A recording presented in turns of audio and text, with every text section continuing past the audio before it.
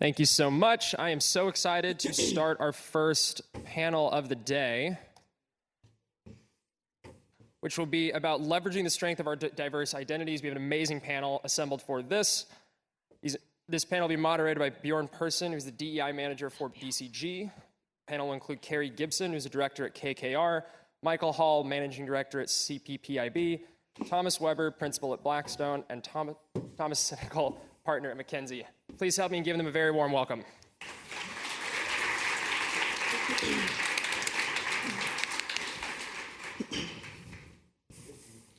Good morning. My mic on? Good morning. Thank you.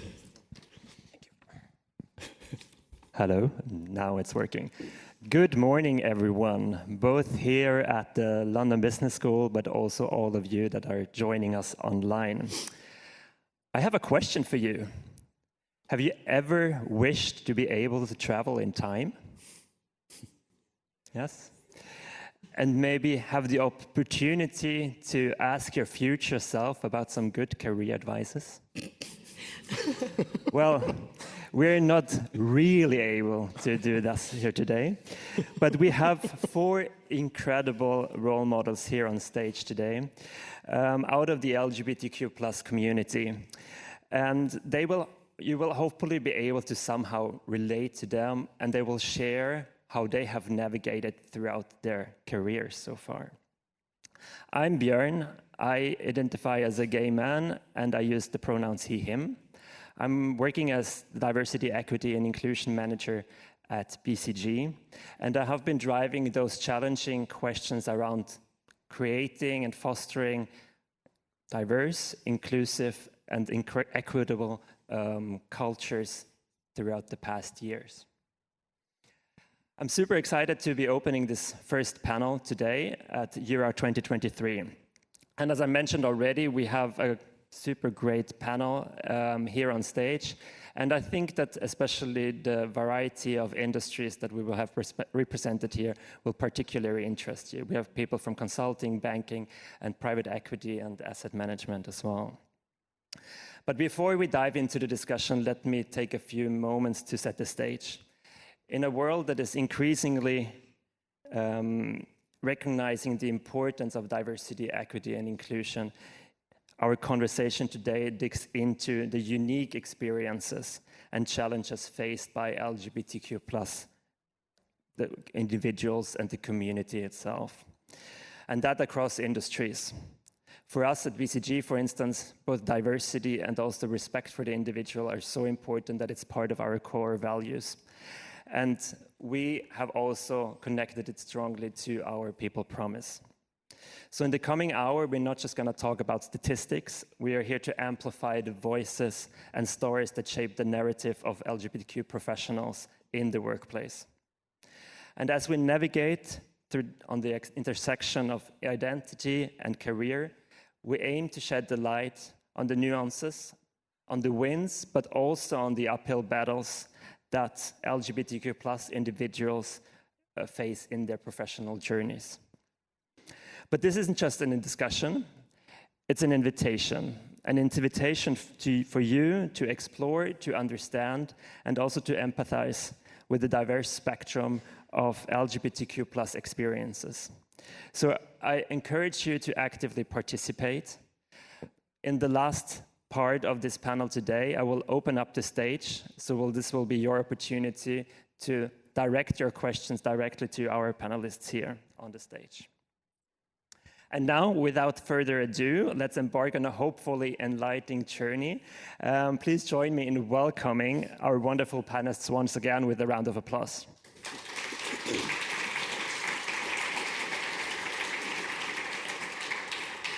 So I suggest we dive directly into, and you tell us a little bit more about yourself.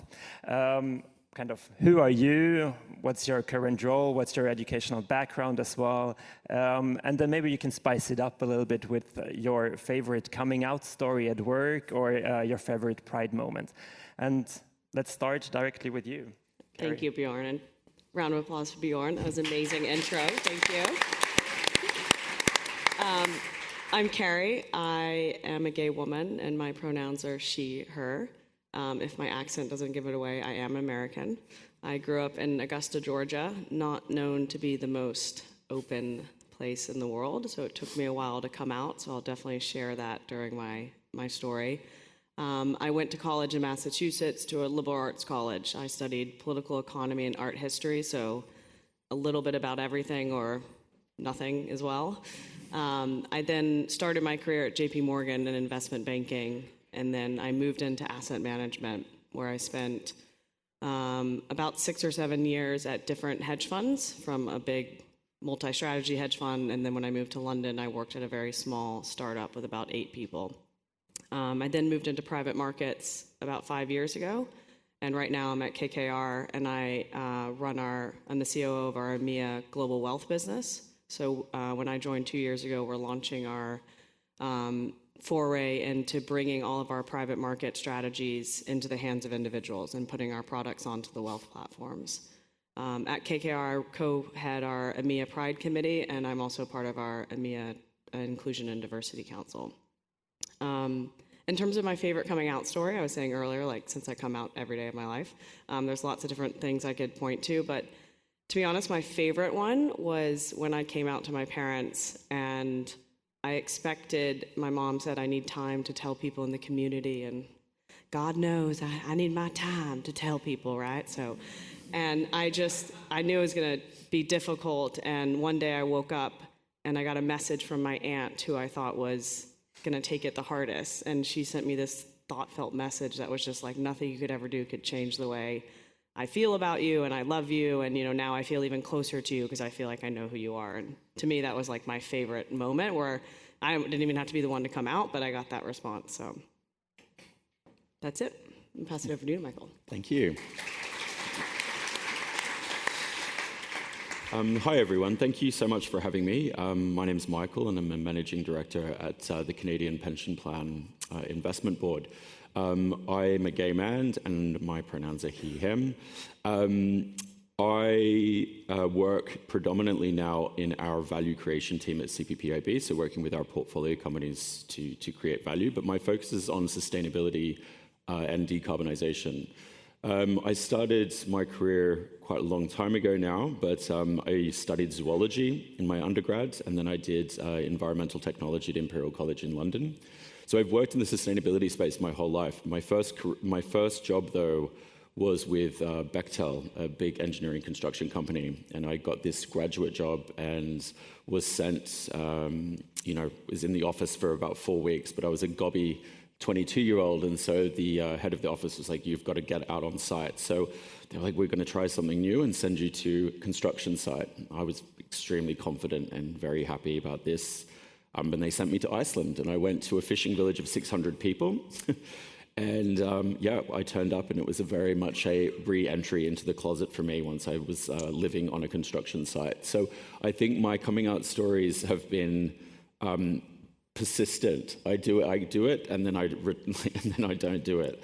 And I think that's been a really common issue out my career. I think, construction industry, then going into finance, and then finally, prior to CPPIB, I was with an emerging markets private equity firm focused predominantly on working with businesses in Africa and North Africa. And that's also a very difficult place to be an out man. And I found myself once again not being out at work. And I think, when I think about coming out, it's really interesting to kind of think.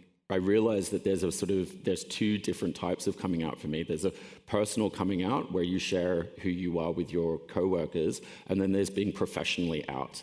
And I think being professionally out is much, much harder. And I would say probably only recently, since joining CPPIB, have I been professionally out, where I kind of came into that job with my full self. I felt much more confident as a senior person. So I had a lot of structure behind me, I think. But that business was also probably the first time I felt very confidently professionally out. So I'm delighted to be here and happy to share any of my weird experiences with you all.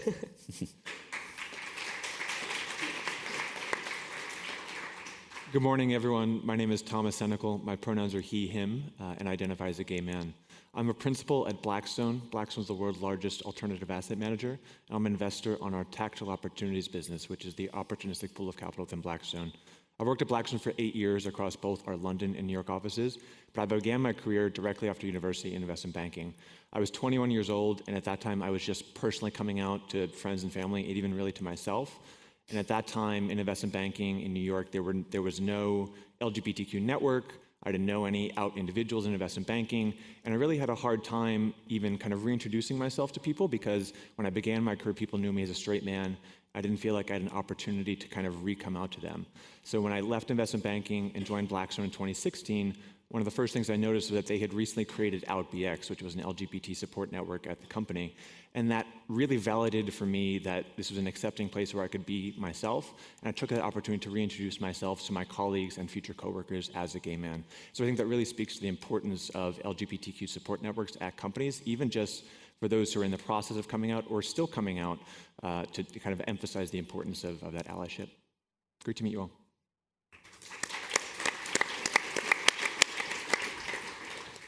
Yeah, then hi from my side as well. My name is Thomas. I'm a partner with McKinsey in our Frankfurt office. So I'm from Germany, as you might hear from the accent as well. I'm with McKinsey for 10 years. I'm a gay man for much longer. My pronouns are he and him. And within McKinsey, I focus mostly on public sector work. So I consult ministries, public agencies in Germany and Europe, a bit globally. And within McKinsey also, I'm part of our LGBTQ plus network Equal. We changed the name recently from GLAM to Equal, where I'm responsible for our global recruiting efforts on, let's say, rainbow talent. So very happy to speak about that. My background, so I did, before joining McKinsey, I was doing an MBA at McGill University in Canada. But before, I used to be a recording engineer, actually. So I worked in music. I used to be doing classical music recordings, opera, live transmissions, and things like that. Before then, I moved through some detours, actually, into consulting. And so when my coming out story would be also about McKinsey. When I applied with McKinsey, I really didn't quite know what that was, but I was living before in an environment that was very open, right? In the music industry, you can imagine. And so for me, it was clear I will not, hide the fact that I'm gay. I'll put it on the table right away and see how they react. And so you do a round of interviews and stuff, but there was one colleague, and I still remember, he said, "What, you're gay? That's fantastic." Wow. And he said, "I'm not gay myself, but we have this fantastic network, and I'm so happy to put you in touch." And I found that very heartwarming. And it was part of what also convinced me that it's, among, of course, other things, but a nice place to be. Yeah, so happy to share with all of you.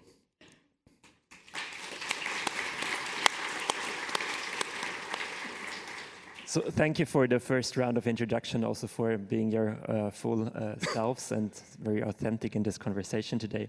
Let us maybe dive a bit deeper into your professional journeys.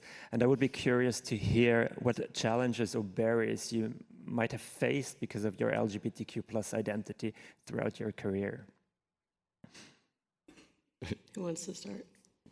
I mean, I can go because I've got, the two really good examples for me is just, the type of industries I think is you made such a great point. There's certain industries in certain parts of your life where it's super easy. You feel very, very comfortable. Unfortunately for me, the first two jobs that I had were very, very difficult. I think, the construction industry is just not, something that especially site construction, I think in the engineering office it was quite different, but when you're living on site, living in a dormitory in the middle of, the sort of frozen part of Iceland for a few years, you're living with these people every single day. And it's a really intense working environment anyway, let alone being able to be your authentic self. I think there's sort of no option of being your authentic self to that extent, because you sort of have to find ways to be integrating and keeping the peace with everyone in under quite a difficult situation. So it kind of gives you this false sense of repression, I think. And I think there's a big, there's a big difference between sort of survival and authenticity, and you have to sort of figure out when and how you approach that. The next job I had, was again working across Africa, and there was again different pockets of super accepting people. South Africa is an incredibly diverse place. But, West and North Africa is actually really dangerous. And I think, again, you kind of get lulled in a false sense of security. People are very nice and everyone's very friendly, and you're working with these companies over the course of 3 or 4 or 5 years. And then after a while, someone starts saying, you're at a work dinner, and they say, why don't you have a kid yet? Why aren't you married yet? And you think, oh, you can make a joke and you can pass it off. And then the next year, it's like, but you still don't have kids. And then you can tell there's a shift in the way that people start speaking to you. And that's, I think, always gives me a bit of a really nervous reaction, because that's when you sort of have a choice to be able to say, you have to either stand up and say, well, listen, this is getting ridiculous, or you have to kind of retreat. And I think I've always really struggled to figure out when the right time to do that is. And I think, I've also made, good decisions and bad decisions where I've suffered the consequences of being out to businessmen in North Africa, where it did not go down well, and it really affected the way that they interacted with me going out afterwards. And then other times when people are very, very accepting. So I think it's always a really hard decision. And, obviously it's always so much better to be your authentic self, but it's not always safe. And I think you also have to give yourself a bit of, a bit of time and a bit of, give yourself a bit of the benefit of the doubt sometimes. And if you don't feel like it's an okay thing, you shouldn't push it. And I think you kind of have to make that decision all the time throughout your career. I think that's a common theme across all of our industries. And Cary mentioned before the need to kind of come out constantly anytime you meet someone new. It's a constant process. No matter how senior any of us get in our careers, we're always going to have to come out to people news. And in private equity, like many industries, you're constantly meeting new potential investors, new counterparties, new people who you have to build an important relationship with in order to be successful in your career. And so to your point, Michael, you have to decide how much you disclose or not. And that can be a very stressful thing. And a challenging thing. I will say one thing I've been pleasantly surprised by is, more often than not, in my own experience, once you do make that choice to disclose, you're kind of revealing something very personal about yourself, and that's a way of deepening your relationship with some people, and they feel like you've really shared something personal with them, and it's a way to build a really close relationship sometimes. I made exactly the same experience, right? But in client services, you always wonder, it's not the first thing, you don't lead with that, right? You don't walk into a room and say, hi, I'm gay, who are you? But as soon as you find your way, your tactics, you talk about your boyfriend or whatnot, and then typically, I also, in 99% of the cases in my experience, people reciprocate with something personal, if it's about their grandma or something, but it brings you to a deeper level of human connection, actually. So by now, I also use it consciously as a power to connect. It can be a tool, I agree. Yeah. What's the typical reaction you get? Well, people don't say, fantastic, you're gay. They do on the inside. So often, it depends, right? But often you see a second of processing. So, he said boyfriend, so that means he's gay, right? And then there's typically a warm reaction, and they ask a question about it, and they're like, where exactly did you go to show, that they're supportive? And then, as I said, often people share something about their personal lives, hobbies, or even things that are about their family or something, to reciprocate this. As you say, I revealed something quite secret, and so they feel like they should share too. I think the more challenging one is when you have to correct someone when they ask about my girlfriend or my wife. Yeah. You make the choice. Do you say my partner or do you say my boyfriend? And then they're caught back-footed, right? They're very uncomfortable. Oh, I'm so sorry. And you have to make them feel comfortable, bring them back. But then, depending on how they're feeling, then is when you can kind of build that relationship. Yeah. Cary, do you think is anything specific for the industry also you're working in?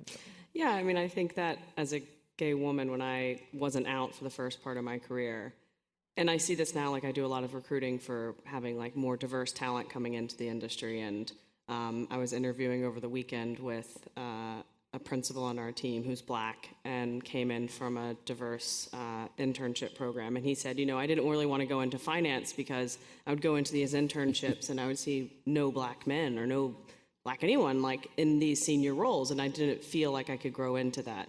And that's the same thing as, being a gay person or however you identify, if you don't see someone that sits in that role. And so for me, I spent a lot of part of my career kind of hiding that. And then I realized as soon as I came out, my career really I moved into more leadership positions because all of a sudden I was just not worrying about, Thomas, as you said, correcting someone. And I got married recently, which makes things a lot easier. Instead of saying my partner, I can be my wife.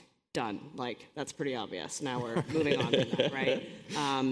And I found that just kind of removing that constant energy that I used on like hiding and playing the pronoun game, like enabled me to just focus on work and really enjoy every day. Amazing. We have talked now a little bit about the challenges that you have faced. I would be super interested to hear also the support that you got along the way from colleagues, from leaders, in terms of mentoring, allyship, etc. Is there anything particular that you want to share with the audience today?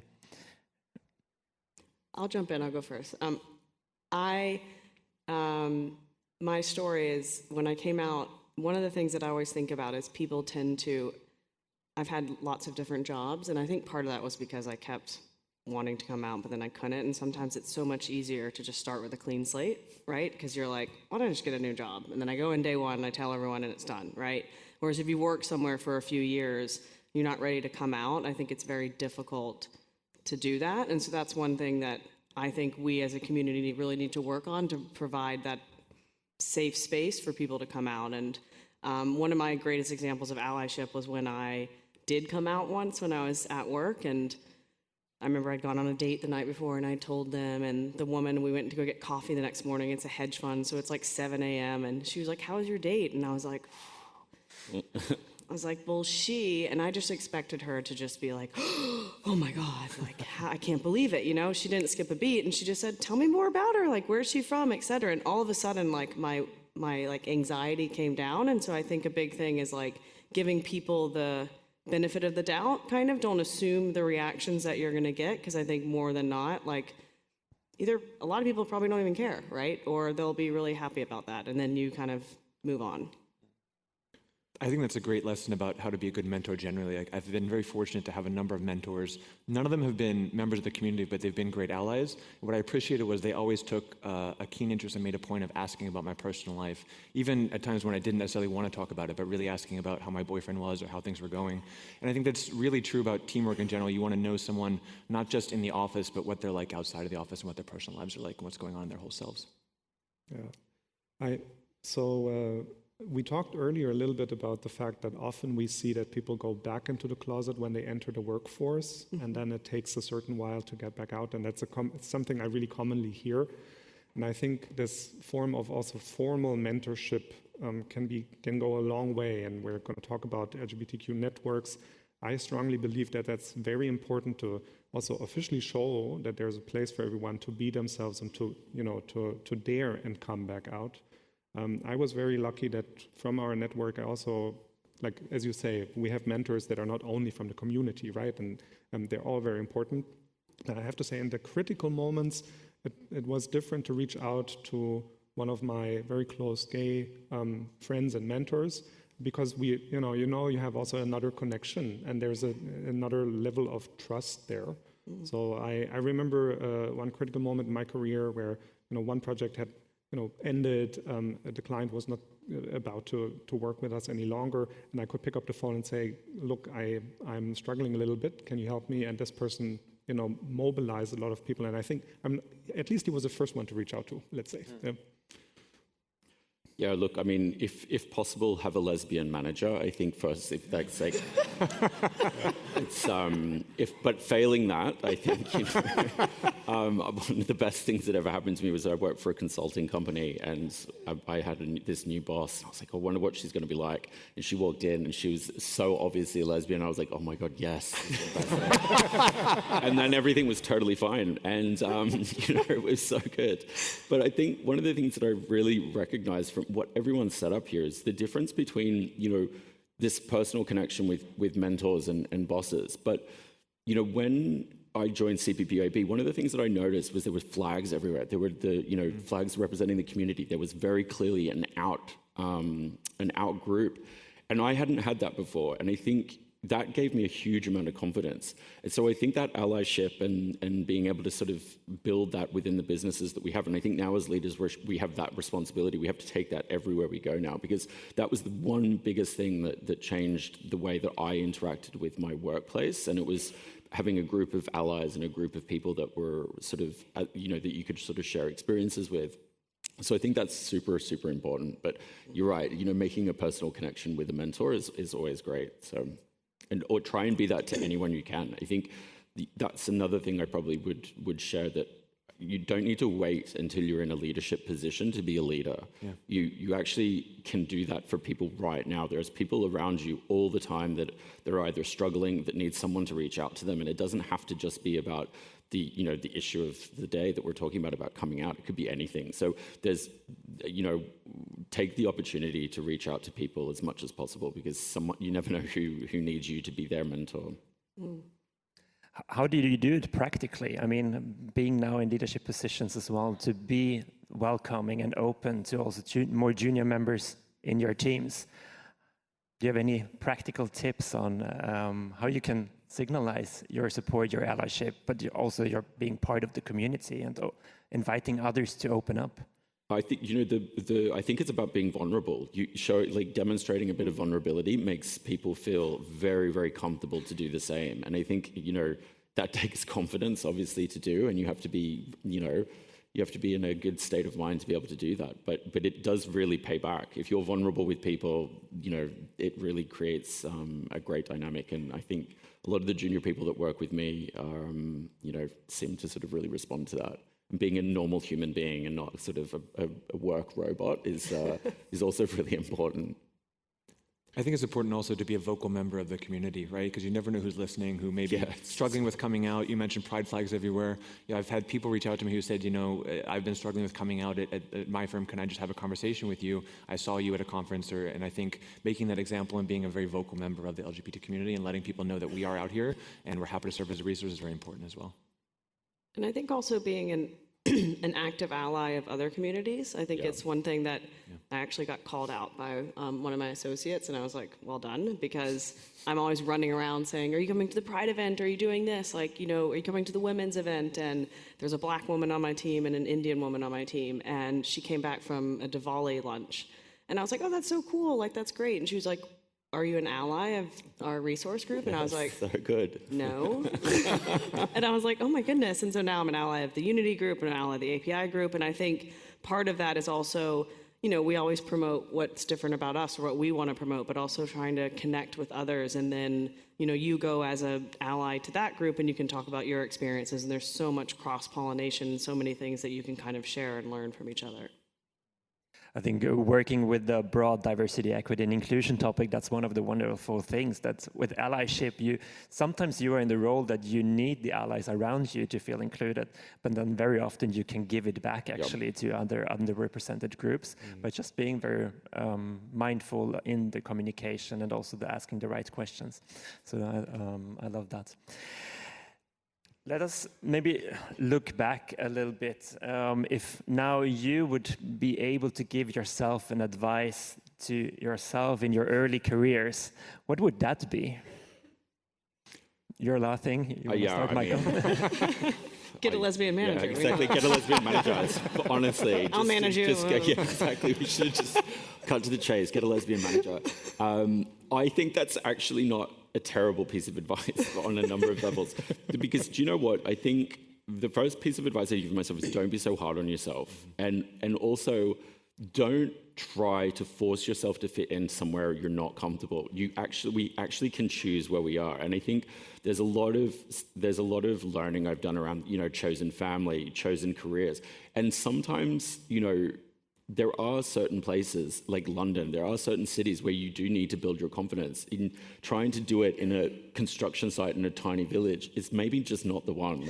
Don't force yourself into a situation where you're going to have all of these, you're going to have to spend so much energy, like you said, on something that isn't your career.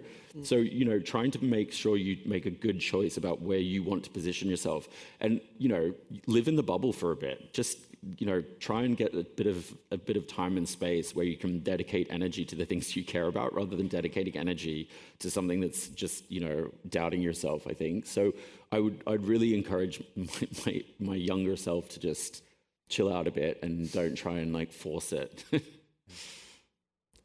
I agree. I would say stress less a bit. Don't hold yourself to the career plan you set out for yourself when you were 21 years old. You know, your career is a marathon, not a sprint. You need to take time for yourself, and don't worry about having everything absolutely perfect from day one of your career. Take time for friends, family, and yourself, and really think about what do you really want over the longer term. Because I think that's very important.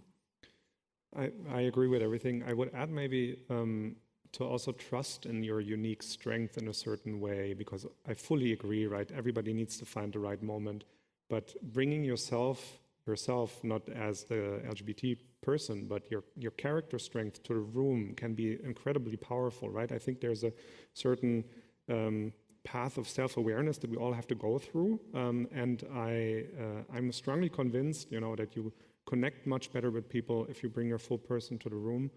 I say this often to also younger colleagues who in the beginning of their career try to be this perfect consultant, right? And I say, just bring the person that you would be if you have a beer with your friends, right? Because that's the person people want to connect with. They otherwise, you know, you're one of many. But so doing that, I think can go a long way, because in the end, people love to work with people. In our case, not consultants, right? Yeah. Yeah, and I'd maybe just add that everyone's coming out story is different. Everyone's experience is different. And I think what you said, Michael, about like being on a construction site, maybe that's not the time you want to do it. Like, I think we all think about coming out as this kind of extra, like you're looking out literally at other people. And don't forget it's about you, right? And it's your experience, and like you could choose when you want to do that. So I think that's also important to make sure that you're like ready in yourself when you want to do that, and there's no timeline, there's no right thing. Like, I think it would be great if everyone just like ran around with rainbow flags, but you can't all do that, right? So take your time and do what you need to do with yourself. It's your experience.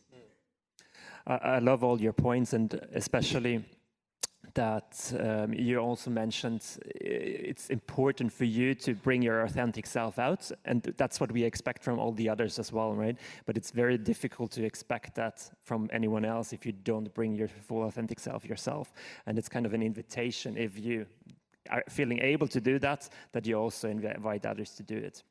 We will quite soon start with our Q&A question. So I want to invite you once again to reflect about questions that you want to ask our panelists up here today. But I have one final question before we do that, actually.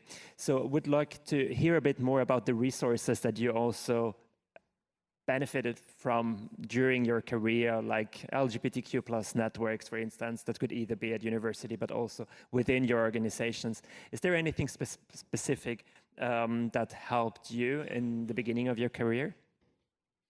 So for me, yes, I joined our network on day one. After this fun reaction of the colleague, I was convinced I should.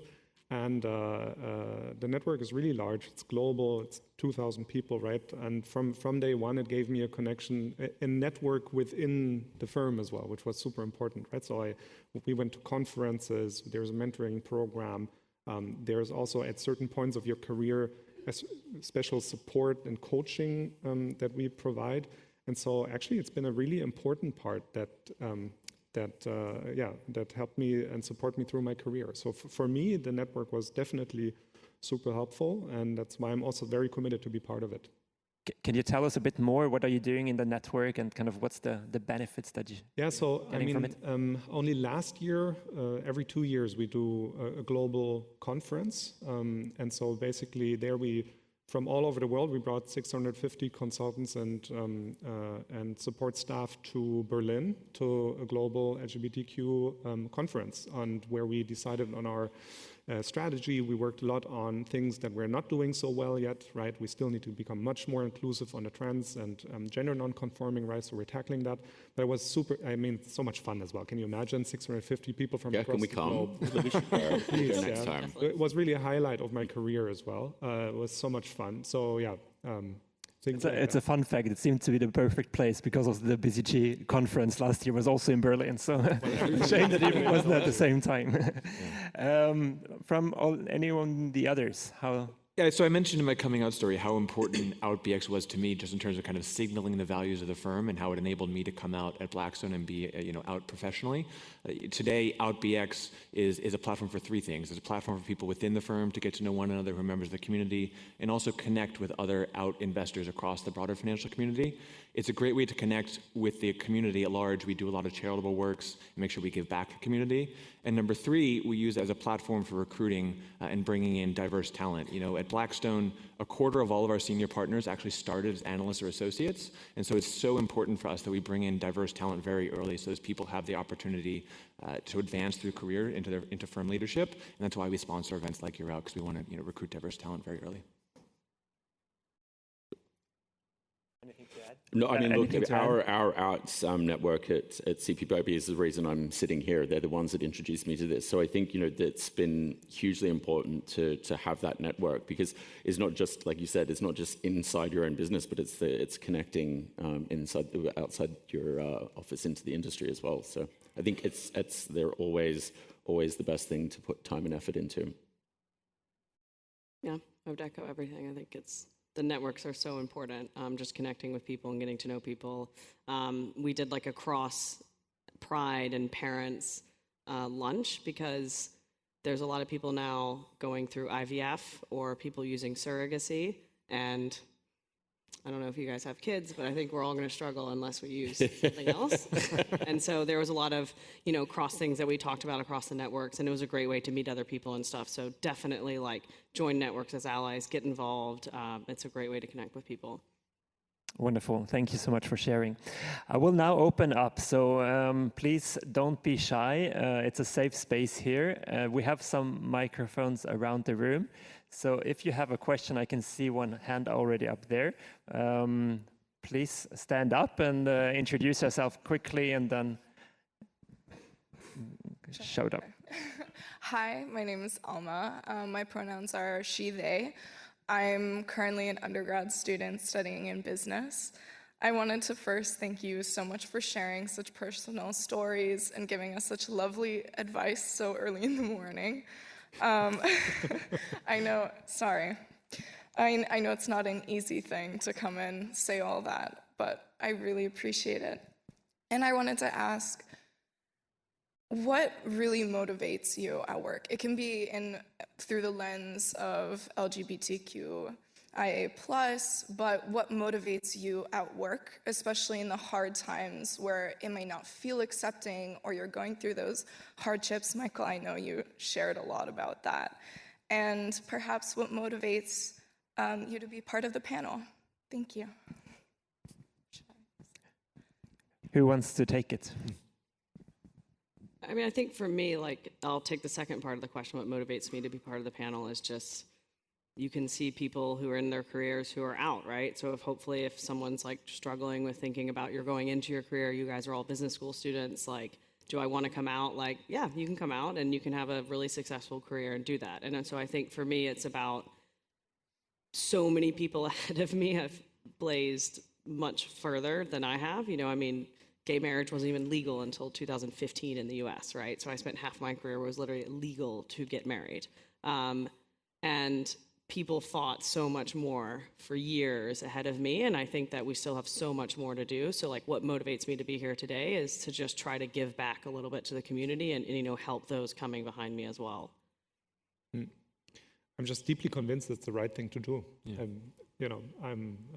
I don't see, even if it's difficult sometimes or people are not accepting, that's something I don't accept. So I think we have to be there. I think it's important to be visible.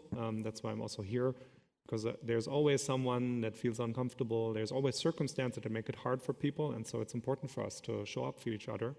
And I guess we all share that similar belief, right? That we're giving this back, because I've been seeing people on panels before, and that motivated me too. Yeah, I hope it's doing the same. Agreed. And I think, there's been, I think the motivation sometimes is just keep going. I think, you are going to have ups and downs, and sometimes it's just keep going. I think, one of the motivating pieces of my career is I've always worked around the sustainability topic. I've always worked with the idea of, environmental, an issue, my concern with the environmental impacts, my concern with human rights. And so that's sort of fundamentally what sustainability is. And that really is so aligned to equality at its core. It's about how equal everyone is to access clean air and clean water, and how equal it is to access jobs and the rights that we have as people. So, that's always going to be difficult. And I think, again, you kind of have to keep going, and it's not, you're going to have ups and downs. And it is crazy to think that we didn't have the right to get married. We take these things for granted, and then they can be taken away so quickly from us, I think. And you have to keep going, and you have to keep fighting that fight, because I think we can rest on our laurels. And especially working in the finance industry, we have very comfortable jobs. And a lot of people that work in other sectors don't have that stability, and they don't have that sort of privilege. And so, I think it's recognizing that we're very, very lucky, but that it's, these things can be taken away from us quite quickly.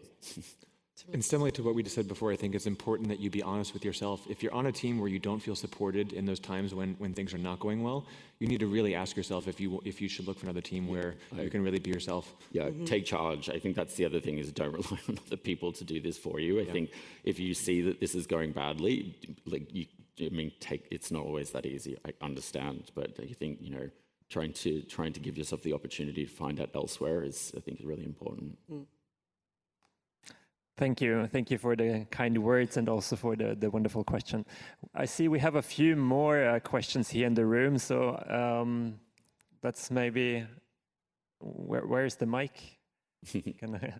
Over here. Well, then we hand it over there. Hi there. My name's Griffin. I'm currently an MBA candidate over at Cambridge right now. First of all, I have to agree with Michael. All of the lesbian managers I've had the pleasure of working with have just been straight up excellent.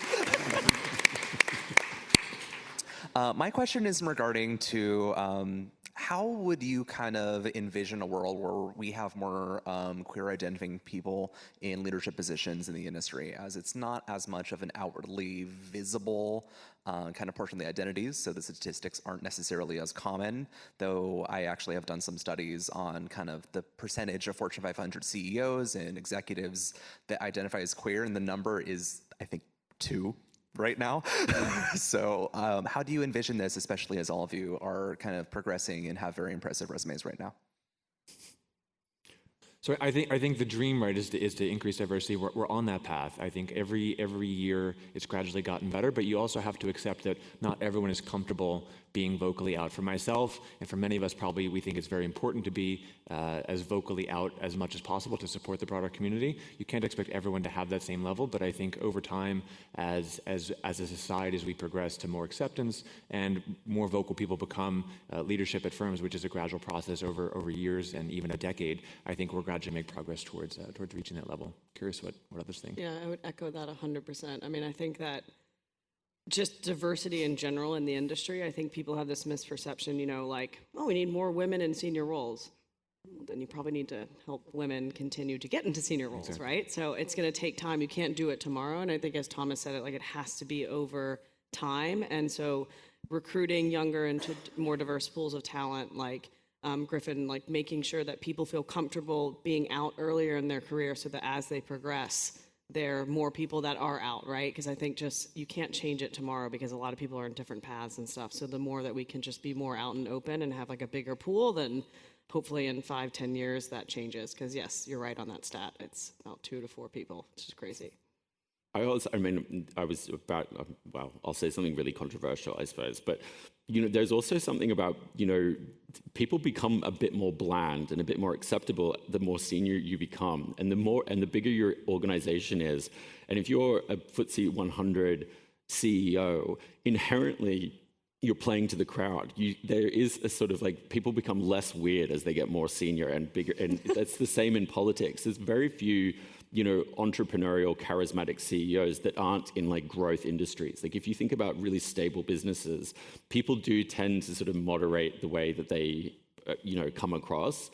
I think that's probably fairly normal. I don't think, I think there's sort of something that comes with that job, and you're constantly trying to be very corporate. You have a lot of people from across your organization moderating, your tone of voice, the things you say. So I think it does kind of, maybe a bit unfair to expect we to have extremely queer presenting people in senior roles, because I think there's something that sort of maybe people that want to do that choose not to take they're quite restrictive in some ways, being a CEO of a massive company. So They could be just people choose different pathways once they get to that point, but it'd be lovely to see more diversity at the top.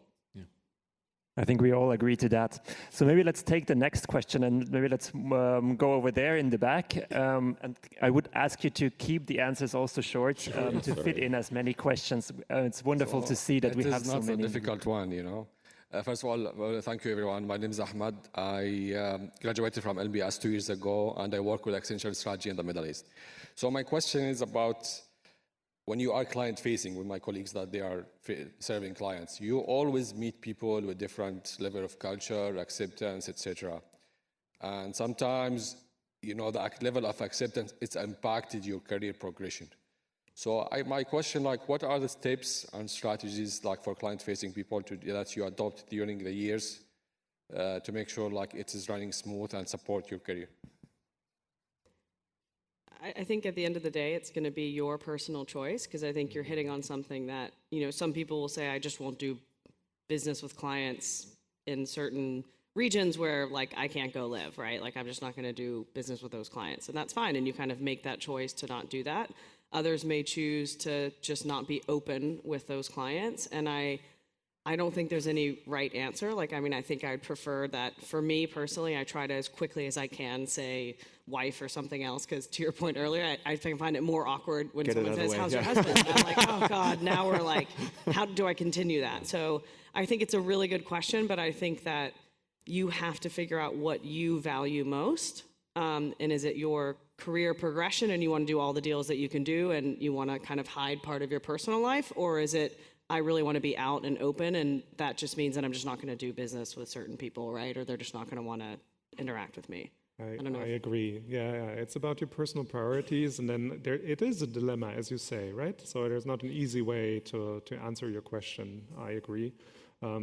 It's also what you feel comfortable with, right? Maybe it's also fine for you just not to make this part of your day-to-day interaction with people, and maybe it's also in circumstances where that's actually anyway not so much part of it. But I very personally, for example, tend to choose also not to, like, I focus my work in areas where I feel more comfortable to do that, right? But as you say, it's something where you have to see how important is this, and then how am I going to decide, basically. Wonderful. Can we go back to the gentlemen here to the left? Thank you. Hi, my name is Christian. I'm an investment banking analyst, and I've got a question for you. So I'm fairly at the start of my career, but I actually noticed that quite a lot of relationships that you develop at work, they happen from coffee chats and lunches and things that are not very intentional, like, you know, coming to networking events. Of course, they're very important. And my question to you is, how do you make sure that you still maintain this feeling of, you know, camaraderie and, you know, kind of being together rather than just being labeled as this gay person and being kind of excluded? Like, how do you make sure that, although this sounds terrible, you kind of fit with your colleagues without too much compromising yourself? Thank you. I think similar to what we were saying before, you know, everyone has to decide for themselves how much you want to be out, how much you want to disclose, how much you don't want to disclose. I will say if you're on a team that supports you, I think you'll find areas of commonality and just focus on the areas of commonality. And you're all going through experiences as investment banking analysts. I'm sure there are things as relates to work, as relates to, you know, living in London or other areas about that you can share, separate from whatever your, you know, sexual orientation may be. And so I think it's for each person to decide how much they want to invest in trying to maintain those relationships with their colleagues. I agree.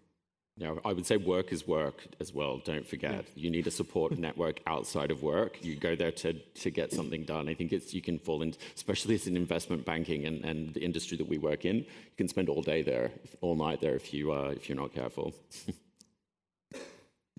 Do you still have the mic?